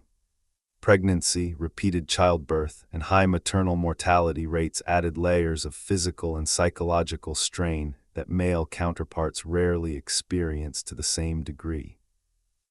Historians of gender, most notably Lyndall Roper in her studies of Reformation-era Augsburg and Natalie Zeman Davis in her work on 16th-century France, have long argued that such conditions created a reservoir of unvoiced tension that could erupt in somatic forms when verbal or political outlets were blocked. The dancing plague offered precisely such an outlet, a public, bodily, uncontrollable performance that momentarily inverted everyday power relations. While dancing, a woman could occupy the center of the marketplace, command the gaze of the entire community, scream without restraint, move with wild abandon, and for a brief interval, escape the disciplined postures expected of her sex.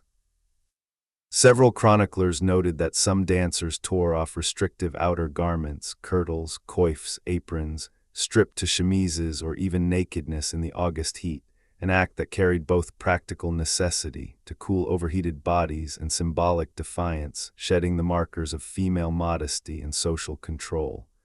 The predominance of married and widowed women over young unmarried girls is equally telling. Maidens appear in the records, but they are outnumbered by wives and widows, women who had already navigated the expectations of marriage, childbearing, and household management.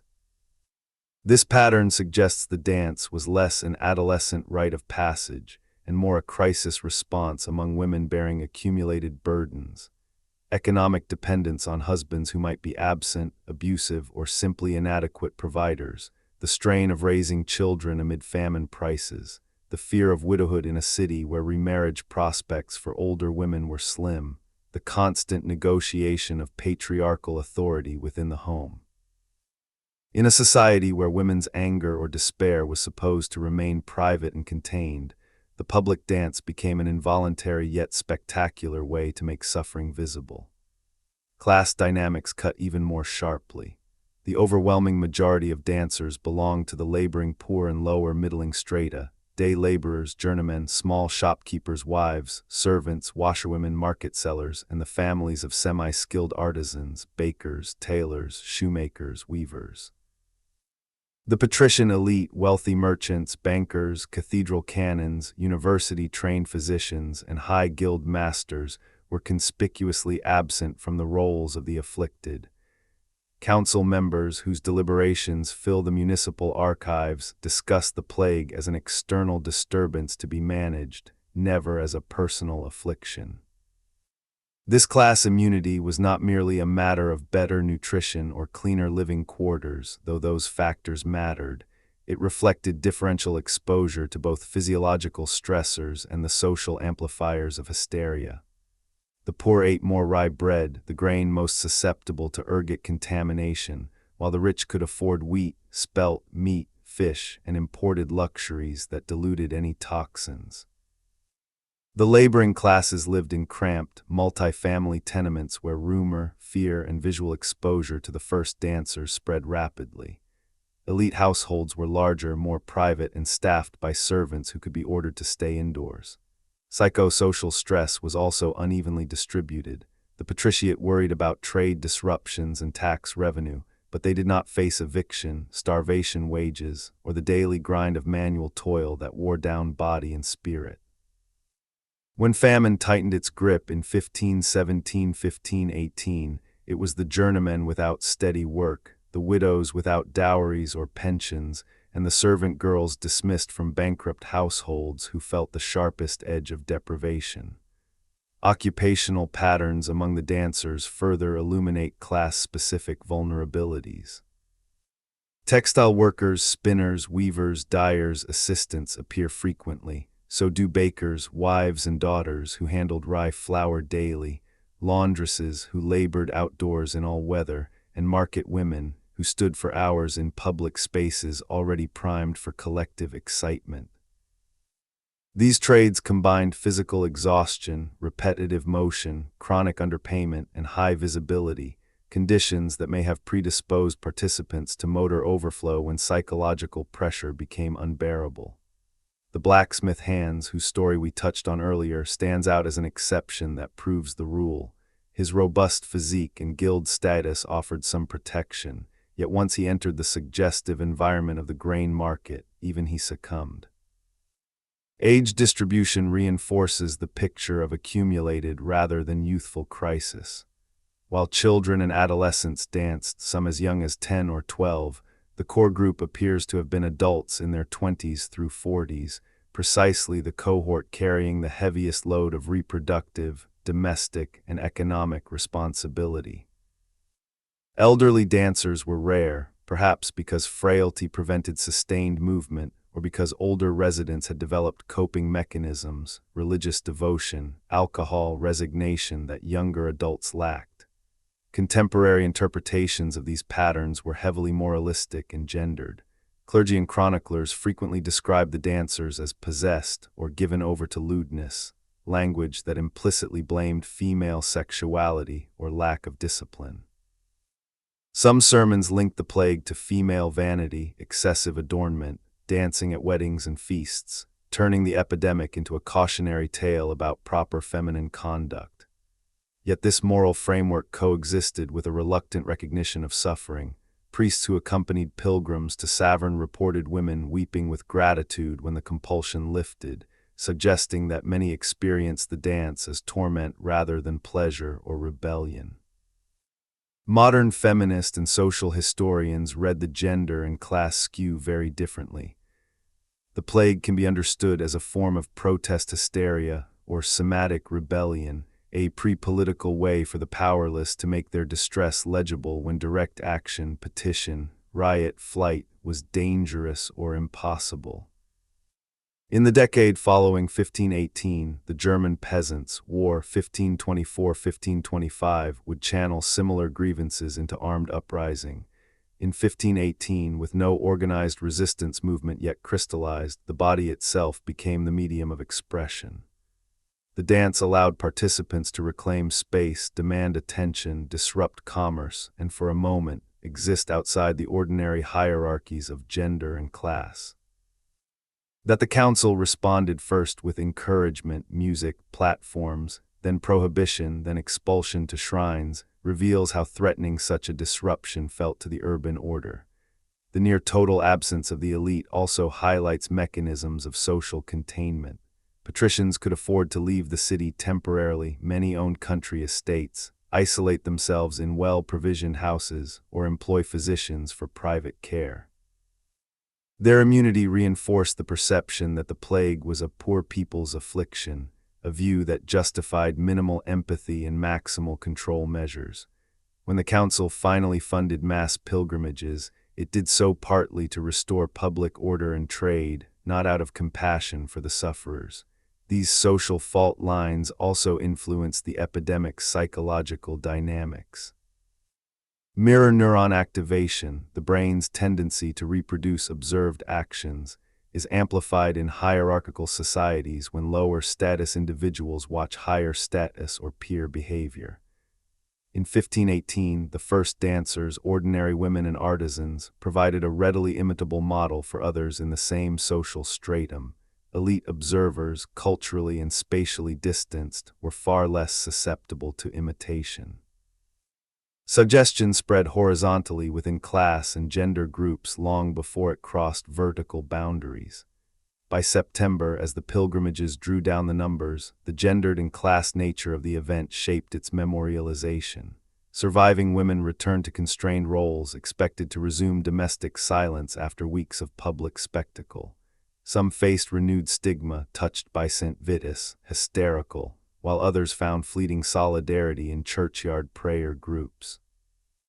The council's records, written by elite men, minimized personal stories and emphasized administrative competence, erasing much of the lived experience of the afflicted. In the long view, 1518 stands as one of the clearest pre-modern examples of how structural inequality can channel collective distress into specific somatic idioms. When verbal protest is silenced, when economic agency is minimal, when women's bodies are both labor instruments and sites of patriarchal control, the dancing body becomes a desperate semaphore, visible, audible, undeniable. That the epidemic disproportionately seized those with the least power is not a footnote to the medical mystery. It is the key to understanding why the dance took the form it did, why it spread as it spread, and why it left the elite largely untouched. We turn our full attention to the dense religious atmosphere that enveloped the dancing plague of Strasbourg from its first tremors in July through its final subsidence in September 1518. In no other aspect of the event does the mental world of the early 16th century reveal itself more vividly. A society still overwhelmingly Catholic in structure and sensibility, yet already pierced by the sharp new voices of reform, lived under a sky that seemed perpetually pregnant with divine signs, portents, and impending judgment. The dancers, the counselors, the physicians, the clergy, and the ordinary onlookers all interpreted the compulsion through lenses ground from centuries of sacred tradition, apocalyptic expectation, saintly intercession, and the ever-present fear that God, or the devil, was actively intervening in human affairs.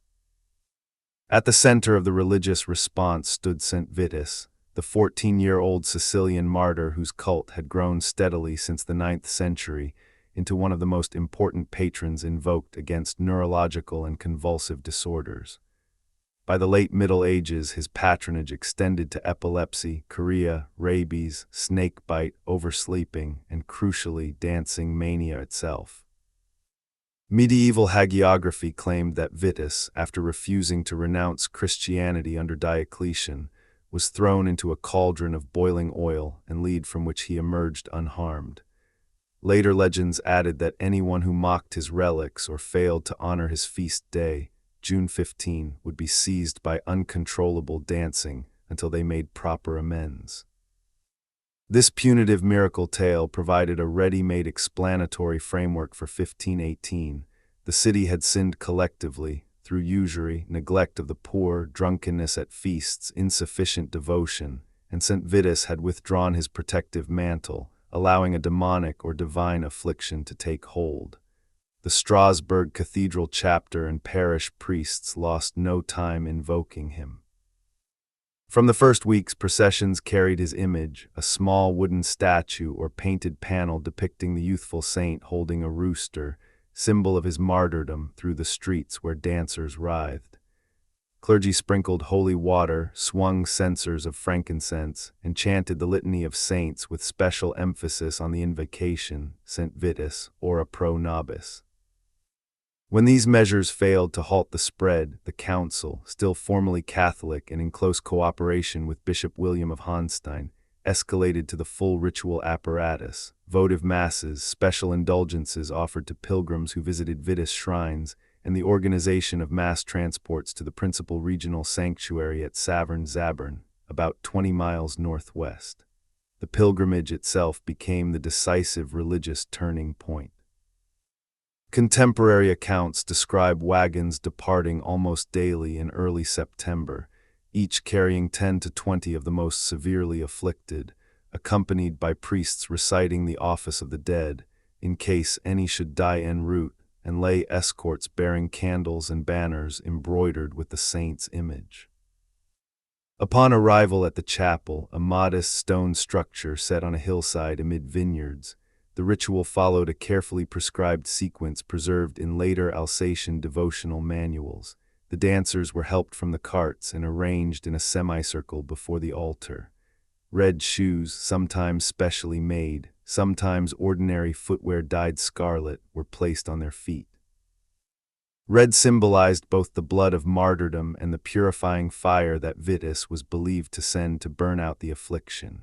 Priests anointed the dancers' foreheads and limbs with blessed oil while reciting exorcistic prayers from the Rituale Romanum or local variants. A special mass was celebrated, with the afflicted positioned so they could see the elevation of the host. Many reportedly calmed noticeably at this moment. Votive offerings, coins, wax limbs molded to represent healed arms and legs, small silver figures of dancers were placed on the altar or hung from the rafters. The dancers were encouraged or gently compelled to perform a final, controlled dance before the statue, after which they were led to rest in an adjoining hospice. Chroniclers report that a significant proportion, perhaps half or more, of those who completed this circuit returned to Strasbourg apparently free of the compulsion, at least for weeks or months.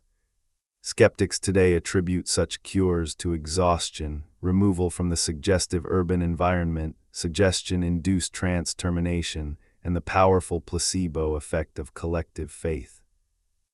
Contemporaries, however, saw direct saintly intervention. God had heard the intercession of St. Vitus and lifted the chastisement, at least temporarily. Yet the religious landscape of 1518 was far from uniform. Strasbourg stood on the very edge of the Reformation storm. Martin Luther had posted his 95 Theses less than a year earlier, October 31, 1517. Printed copies had already reached the city's active humanist and printing circles. Reform-minded preachers such as Wolfgang Capito, who would soon become provost of St. Thomas Church, and Matthias Zell, who began open evangelical preaching in the cathedral around 1521, were already active, though still operating within Catholic structures. Some of these early reformers viewed the dancing plague with a mixture of pastoral concern and theological critique. They accepted the reality of demonic influence but questioned whether pilgrimages, relics, and saintly intercession were the proper remedies. Instead, they urged repentance, prayer directly to Christ, and reform of communal morals as the true path to deliverance. This emerging tension between traditional Catholic ritualism and proto-Protestant interiority surfaced in subtle ways during the crisis. While the council and bishop relied on St. Vitus processions and shrine visits, certain preachers in the Franciscan and Dominican houses emphasized personal contrition and avoidance of worldly excesses.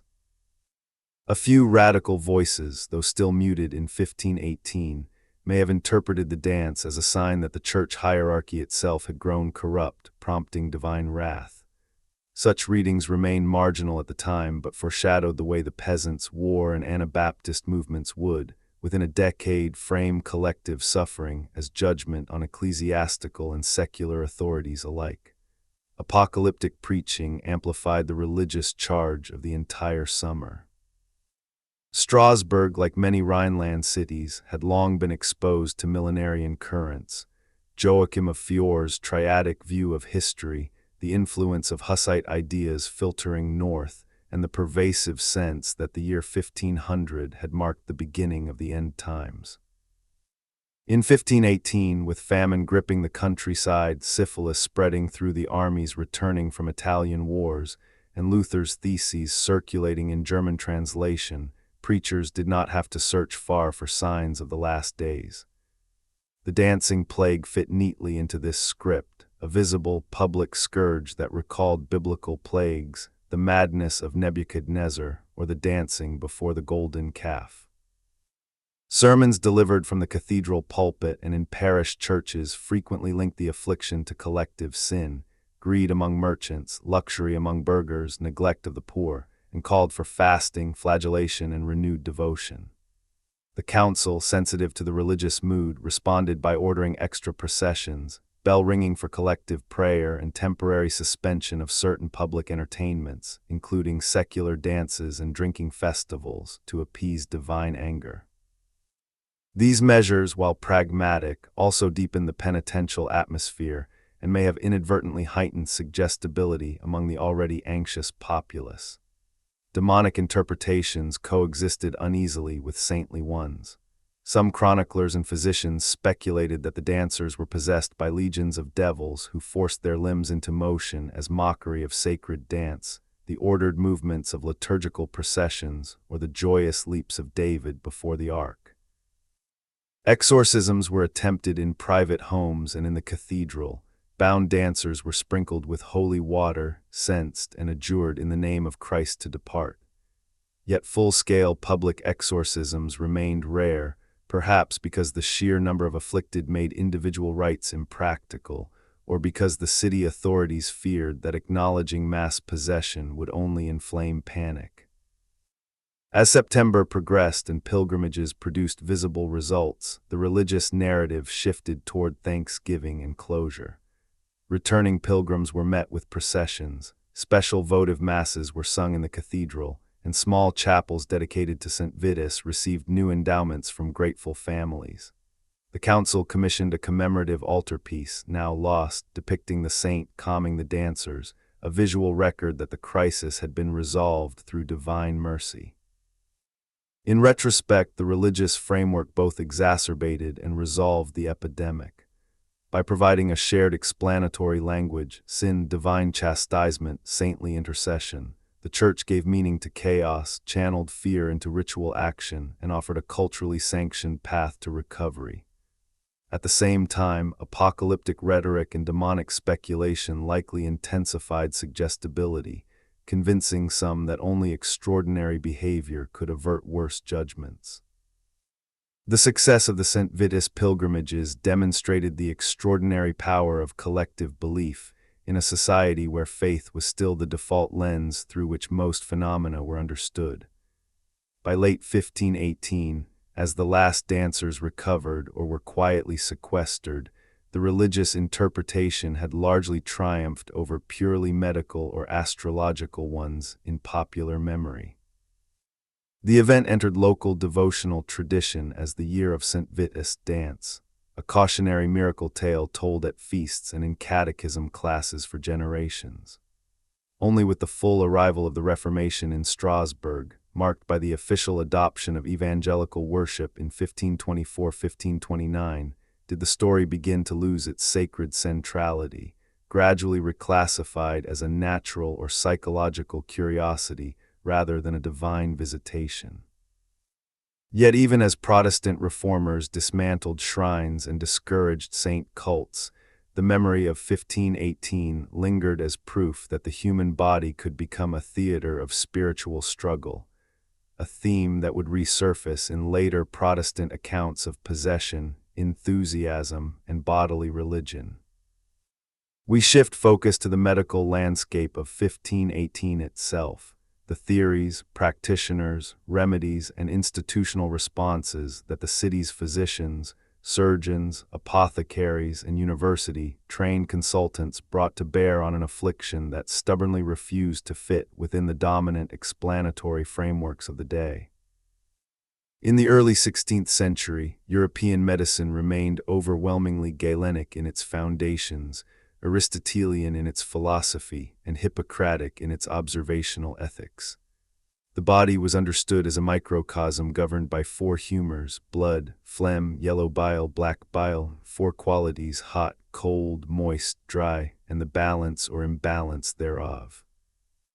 Disease arose when this equilibrium was disrupted by external influences: diet, air, season, celestial alignments, moral failings, or internal excesses.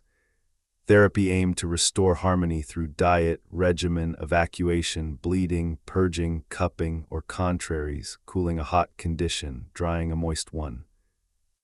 When the first reports of Frau Trophia's solitary dance reached the ears of the municipal physicians in mid-July, their initial diagnosis followed this well-trodden path. The woman suffered from an overheated and overabundant sanguine humor that had ascended to the brain, causing hot melancholy or mania sanguinea. The excessive heat drove the vital spirits into unnatural agitation, manifesting as perpetual motion of the limbs.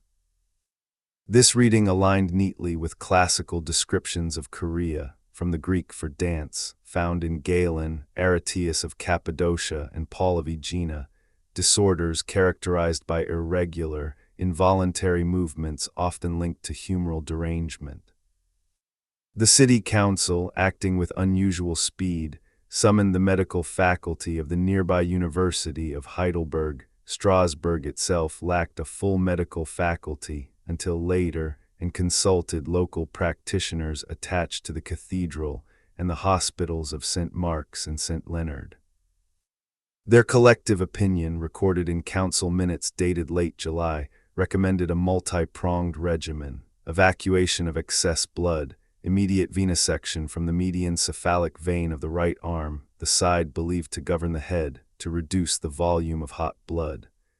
Leeches were applied to the forehead and temples of the most agitated dancers to draw humors directly from the brain. Cooling and moistening remedies, barley water, rose water, violet syrup, and infusions of lettuce, purslane, and endive were prescribed to counteract the heat. Patients were advised to avoid all hot foods, spices, garlic, wine, red meat, and to rest in shaded, well-ventilated chambers. Purgation, senna, rhubarb, and cassia pods were administered to cleanse the bowels and expel corrupt humors thought to rise from the lower belly to inflame the brain. Topical applications, cold compresses of vinegar and rosewater were wrapped around the head and limbs. In some cases, plasters of camphor and opium were applied to dull sensation and calm motion. Regimen of quiet: above all, the afflicted were to be kept from excitement, no loud noises, no crowds, no strong smells. This last recommendation, however, clashed violently with the emerging practice of music therapy. The music therapy experiment, hiring pipers, drummers, and lutanists to play in the guild halls and horse market, stemmed from a curious hybrid of Galenic logic and folk tradition. Physicians reasoned that rhythmic sound could conduct the disordered spirits into orderly channels, allowing the excess heat to be danced out through regulated movement rather than chaotic frenzy. This idea drew partial support from classical sources. Galen had noted that music could soothe the passions, and Avicenna in the Canon of Medicine, widely read in Latin translation, had discussed the power of melody to influence the animal spirits. Yet the intervention backfired spectacularly. Instead of calming, the music appeared to accelerate the dance. Dancers synchronized to the beat, their movements growing more violent and coordinated. Council minutes from early August record the growing alarm. The pipes and drums intended to cure have become the bellows of the fire.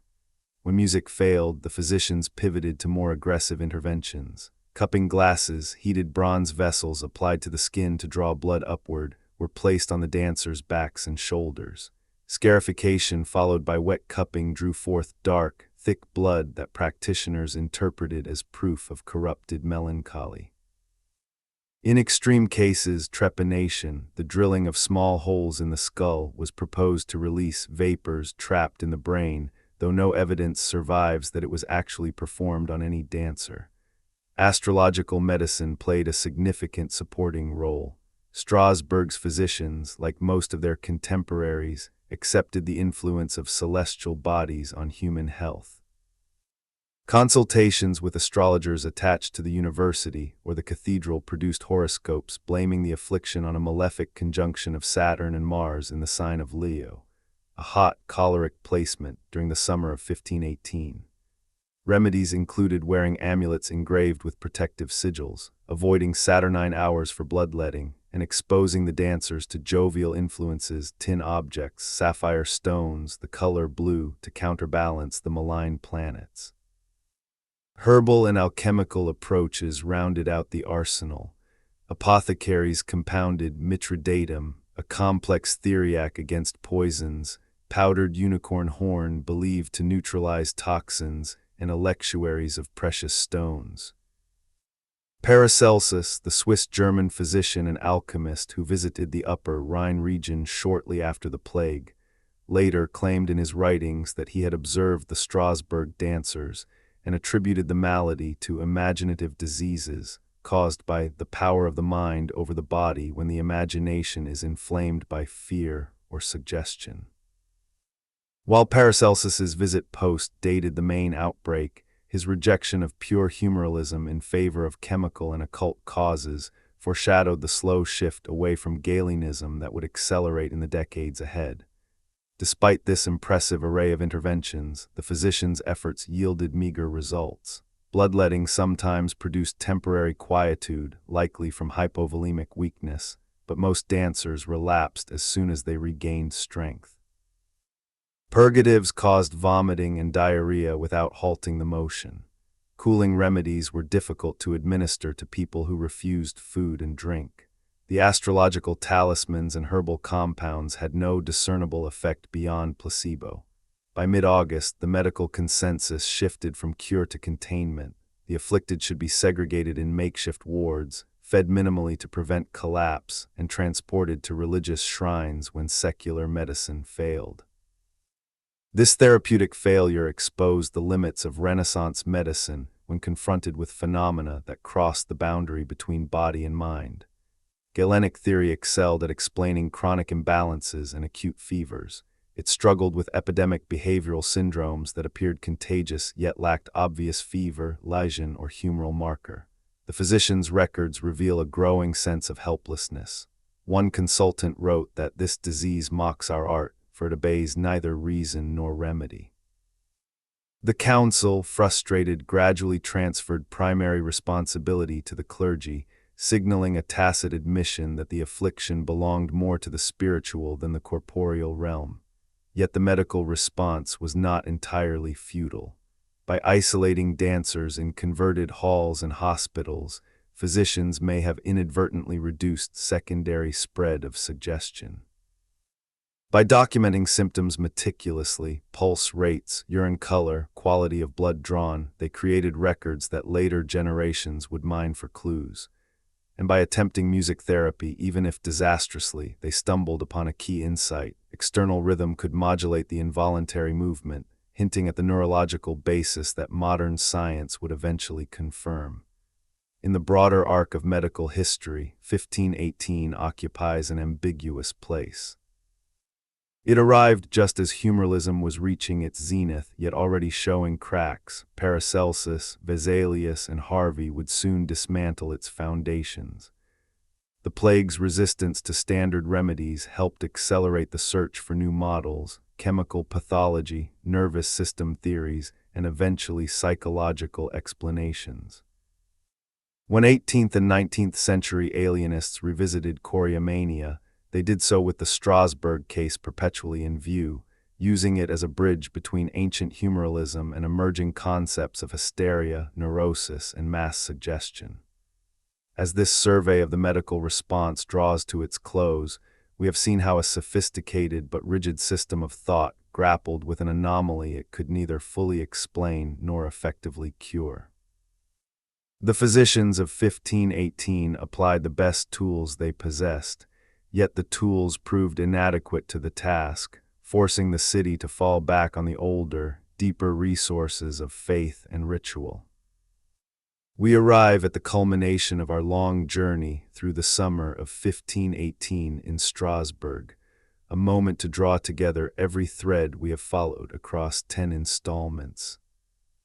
The solitary onset with Frau Trophia, the explosive spread through August's sweltering streets, the desperate and contradictory interventions of council, physicians, and clergy, the mass pilgrimages to St. Vitus's shrine that finally broke the fever of motion, the centuries-long afterlife of the story in broadsheets, medical treatises, fairy tales, psychological monographs, and modern neuroscience.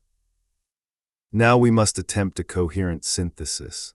What, in the most probable light of current scholarship, actually happened in that extraordinary season, why it remains one of history's most captivating enigmas, and what enduring lessons it holds about the fragile boundary between mind and body, individual and crowd, biology and culture. The most widely accepted contemporary explanation combines three interlocking causal layers: physiological priming, massive psychosocial amplification, and a powerful feedback loop of cultural expectation, into a multifactorial model that no longer forces the evidence into a single explanatory box. Layer 1: Physiological vulnerability. The summer of 1518 followed two exceptionally wet growing seasons, 1516–1517, across the upper Rhine Valley. Rye, the staple bread grain of the laboring poor, suffered heavy infection by claviceps purpurea. Sclerotia containing ergot alkaloids, ergotamine, ergometrine, lysergic acid derivatives entered the food chain through poorly cleaned grain and coarse milling. Chronic low to moderate exposure over weeks produced a background state of neurological irritation, paresthesia, pins and needles or burning sensations in the extremities, muscle twitching, restlessness, heightened sensory sensitivity, mild tremors, and a pervasive feeling of inner heat or agitation. This was not the fulminant, gangrenous ergotism of some medieval epidemics, nor the florid hallucinatory poisoning of Pont Saint-Esprit in 1951. It was a subclinical toxic load that lowered the threshold for motor and emotional dysregulation without rendering most eaters outright delirious. Compounding the ergot burden were severe nutritional deficits. Repeated poor harvests had driven bread prices beyond reach for many journeymen and day laborers. Diets shrank to rye porridge, watery pottage, and occasional scraps of fat or cheese. Thiamine depletion, incipient beriberi, general B vitamin insufficiency, and electrolyte imbalances from chronic undernutrition and dehydration all compromised central and peripheral nervous system stability. Add sleep deprivation, common in overcrowded tenements during a crisis that disrupted normal routines, and the stage was set for a population unusually susceptible to any trigger that could convert diffuse discomfort into organized, compulsive movement. Layer 2: Mass psychogenic amplification. Once Frau Trophia began her solitary dance on or around July 14, she provided a visible, audible, culturally resonant model. In a tightly packed urban environment where people lived cheek by jowl, worked in shared workshops, worshipped in the same churches, and gossiped in the same marketplaces, observation was unavoidable.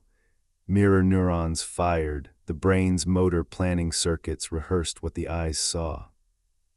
For individuals already primed by ergot-induced restlessness and famine stress, the sight of another person dancing uncontrollably offered a pathway for conversion disorder.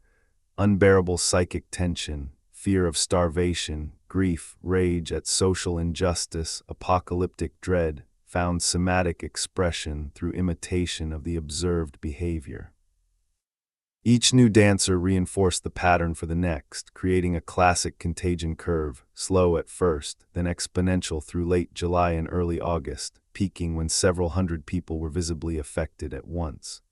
This was not mass hysteria in the dismissive Victorian sense of women being inherently irrational. It was a culturally patterned stress response, a pre-political language of the body in an era when direct protest carried mortal risk. The predominance of women and lower-class artisans reflects exactly who bore the heaviest load of unvoiced suffering and who had the fewest alternative channels for expression. The dance allowed them to seize public space, demand communal attention, disrupt commerce, and, for a fleeting interval, move without the ordinary constraints of gender, class, or decorum. Layer 3: Cultural script and feedback loop. The motif of uncontrollable dancing was already deeply embedded in Rhineland folklore and religious imagination. St. Vitus's curse, the 1374 Aachen outbreak, scattered village episodes in the 1490s-1500s, tales of Tarantism filtering north along trade routes, all had primed the population to recognize and interpret compulsive movement as a specific kind of affliction. When the first dancers appeared, contemporaries did not invent a new category, they reached for a pre-existing one. Preachers named it St. Vitus's dance, physicians labeled it hot melancholy, astrologers blamed Saturn, Mars, ordinary folk whispered of demons or poisoned grain. Each interpretation amplified suggestibility. If everyone around you believes this is a saint-sent plague that can be danced out, cured by music, or ended at a shrine, your own body becomes far more likely to comply. The Council's music therapy, intended as rational medicine, inadvertently supercharged the loop by providing rhythmic entrainment in public performance venues.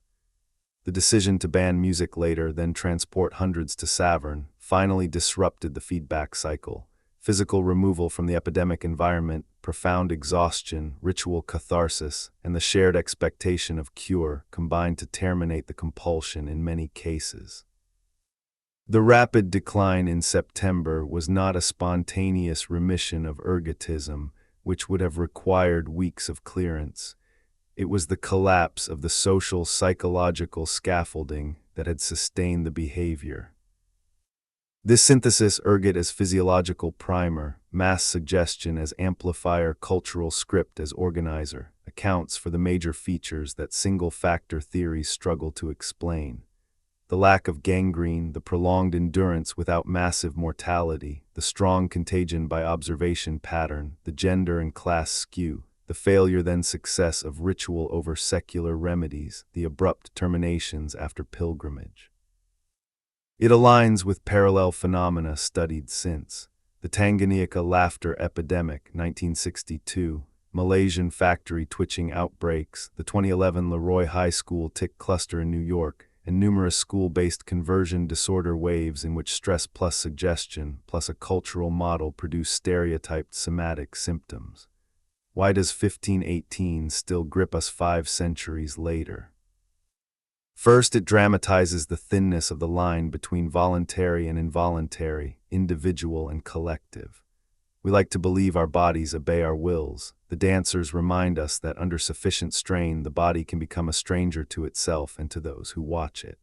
Second, it exposes how quickly rational societies can revert to ritual when rational tools fail, music, pilgrimage, red shoes, and how effective those rituals can be when belief is strong. Third, it stands as a stark parable of inequality. The powerful observed from the sidelines while the powerless danced themselves to collapse. Fourth, it resists closure. Even the most careful modern synthesis leaves room for wonder. Exactly how much ergot, exactly how many conversions were purely psychogenic. The uncertainty keeps the story alive, inviting each generation to project its own anxieties about contagion, crowd psychology, environmental toxins, mental health, gender, faith onto the same enigmatic canvas. Finally, the dancing plague endures because it is, at root, a human story. It is about ordinary people, seamstresses, bakers' wives, blacksmiths, servant girls, caught in a moment when biology, society, belief, and sheer bad luck conspired to make their bodies betray them in the most public, relentless way imaginable.